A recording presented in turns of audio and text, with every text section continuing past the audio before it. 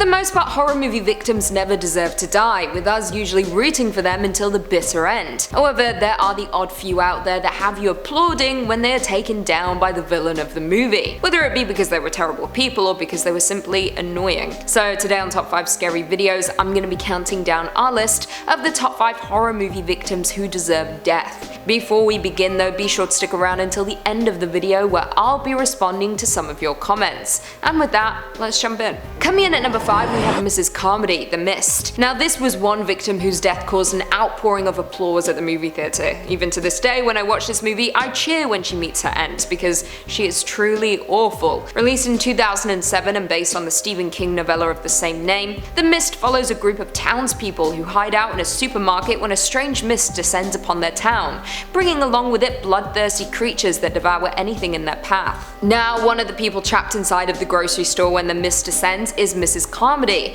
a woman who owns an antiquity shop. She believes that the mist is some sort of divine punishment and predicts that the strange creatures will claim a victim every night. She wins over some of the people in the grocery store and forms a congregation of sorts, with her brainwashing many of the people and convincing them that they should stay put and not let anyone escape from the store, sabotaging people's missions to do just that. However, finally she meets her dramatic end when she is shot bang in the middle of the head, and her congregation are snapped back to reality, realizing all that they had done and that it was in fact not divine punishment like she preached. Coming in at number 4, we have Natalia and SVETLANA from Hostel. These two girls truly had this coming, and they deserve to meet the over-the-top end that they did. Released in 2005 and directed by Eli Roth, this torture porn horror movie follows two American college students who are backpacking through Europe. However, things descend into madness for the pair when they are lured in by two women, Natalia and SVETLANA, and kidnapped by an elite hunting club. Now, the club is essentially a sick and twisted organization where rich men pay to torture and kill people. It's an incredibly disturbing concept and even more disturbing to watch unfold. One of the backpackers awakes in a dungeon-like room bound to a chair and held hostage by a Dutch businessman, who begins torturing him with a drill and cutting his Achilles tendon. Here's where it gets twisted. He tells him, "You can leave if you walk out of here," and of course he goes to stand up, but his Achilles totally tear in the process. It's brutal. The other backpacker loses part of his hand, but thankfully he manages to escape the intense ordeal. He steals a car and then mows down Natalia and SVETLANA in a very dramatic fashion, killing them both instantly. It's the justice they definitely deserved, with the two women being the bait to lure in backpackers to be tortured and killed. In at 3, we have Michael from the Blair Witch Project. Now, I think it's safe to say that we were all cheering when this character presumably died at the end of the 1999 horror movie The Blair Witch Project. The movie itself follows 3 student filmmakers, Heather, Michael and Joshua, who hike in the Black Hills near Burkittsville, Maryland to film a documentary about the Blair Witch, a local legend. The film was of course marketed as real events, with the footage we're seeing on screen purportedly being recovered from the woods following the disappearances of the 3 friends. Anyway, during the movie, the group begin to witness strange goings on, noises in the woods, weird stick figures being placed around their tents,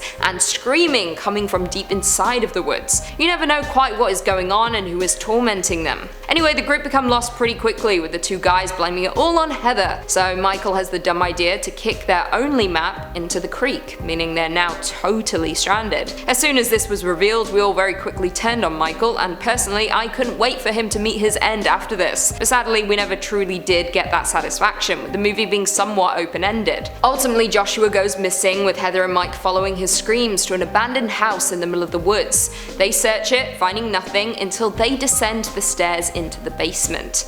Mike goes first, with us following through the lens of Heather's camera, and when she reaches the bottom of the stairs, Mike is facing the corner of the room and Heather is then knocked to the ground with the camera dropping, ending the movie. We can only assume they both met quite the tragic end, but honestly, screw you Mike.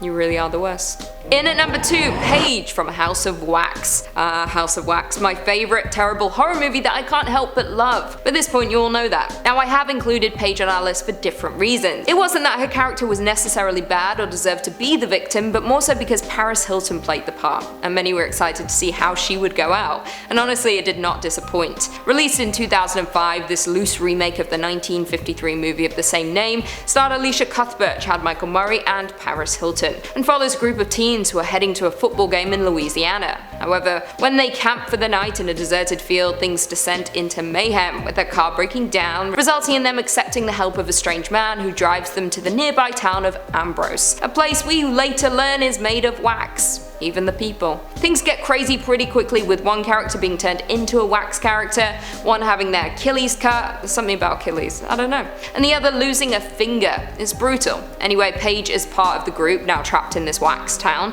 with her being played by Paris Hilton, like I said. Throughout the movie, Paige begins to speculate that she might be pregnant, however, she never did get to find that out because she ends up being brutally murdered by the villain of the movie. How did this happen? Pole straight through the head. It's amazing. It's an intense scene where we see her character getting chased around an abandoned sugar mill, but like I said, she doesn't make it out alive, and it's a damn fun time watching it all play out. And finally, coming in at number 1, we have Margaret White from Carrie. Margaret White is truly the unsung villain of Carrie, and she's most definitely a victim we love to hate. Yes, it could be debated whether she is in fact a villain or simply a victim herself, but regardless, she died and she deserved it. I said what I said. Hailing from the 1976 supernatural horror adapted from the 1974 Stephen King novel of the same name, Carrie follows a teenage girl called Carrie White. She is relentlessly tormented at school by bullies and has a sheltered existence at home, with her incredibly religious mother, Margaret, hiding her away from the world and not even educating her on important matters such as puberty. So when Carrie has her first period in the school showers and begins to bleed and she doesn't know what is happening, the other girls begin to laugh, yelling at her to plug it up. It's horrific. Anyway, throughout the movie, Carrie learns that she has telekinetic powers, and she uses them to her advantage on the night of prom, after the bullies take things way too far and pour pig's blood all over her. So Carrie seeks revenge, taking down everyone in her small town, bullies or not, and of course, she ends the mayhem with her mother, Margaret. Now in the 1976 movie, Margaret is depicted by Piper Laurie, who is incredibly creepy and effective in this role. Like I said, Margaret is incredibly cruel to her daughter, even locking her in a closet to repent for her sins. Now in the final few moments of the movie, Carrie returns home after slaughtering her classmates and sends knives through the air, pinning her mother to a door and killing her instantly. Carrie then screams out and destroys her home, killing herself as well. It's a bittersweet ending, knowing we have just watched a tortured soul go through hell and back. Someone who simply wanted to be loved but never even received that love from her own mother. Margaret is quite literally the worst. Well, there we have it. Do you guys agree with that list? Were there any horror movie victims that we missed? Leave us all your thoughts and feelings in the comments down below, and perhaps we can do a part 2. Before I go though, I just want to respond to a few comments from one of our last videos, top 5 scary horror movie locations. Tyler Vining said, I know it isn't technically haunted, but the filming location of 1982's John Carpenter's The Thing would certainly send chills down my spine and arms and legs. Certainly send chills down everyone's, considering it's incredibly cold in Antarctica. But I would love to go there. Just get me away from civilization and people and the world. That would be nice. Tomantula said, whenever I watch The Witches, I get the chilling feeling that I'm going to be dragged to hell before the end. It's a movie that is a kid's movie, but no matter what, it makes you feel like utter watching it. It feels awful. Get more scared watching that movie than any horror movie that's released now. That's for sure. It's all because of Angelica Houston, the woman that terrifies me, that I have sex dreams about. It's very, very confusing. Nightflame 3000 said, the Dark Queen Lucy should make an OnlyFans. I feel like it would be a hit. Well, I'm not gonna do that because I ain't releasing anything that's not involving clothes being on my body. No one needs to see that. I don't even need to see that. No, you're not getting it. You don't deserve it, unfortunately. Jasper Leachty said, the town that inspired the Silent Hill series would be a good choice if you made another list. Centralia, Pennsylvania. That's a good one. I would like to visit this town because Silent Hill is some f***ed up shit. Maybe part 2, if you guys want it, I'll include it. Melinda PC said, Angelica Houston is gorgeous, it's not hard to understand. There we go. You're probably the only person that understands me.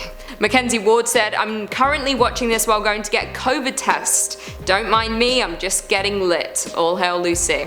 Well, congrats. I'm glad you're getting a COVID test. I hope you're negative. And if you're positive, isolate and don't see anyone. And on that note, if you haven't already, be sure to give this video a big thumbs up, subscribe and turn on notifications so you never miss another scary vid. And until next time, see you later. For the most part, horror movie victims never I realized I ate a bagel and I didn't check my teeth. My teeth are fine.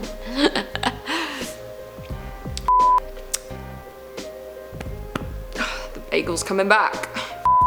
Oh no. I guess, like, you guys referred to, like, a class as a period, right? Yeah. Yeah. Her first period, her blood, when she was bloodletting. Okay, I'll work around it.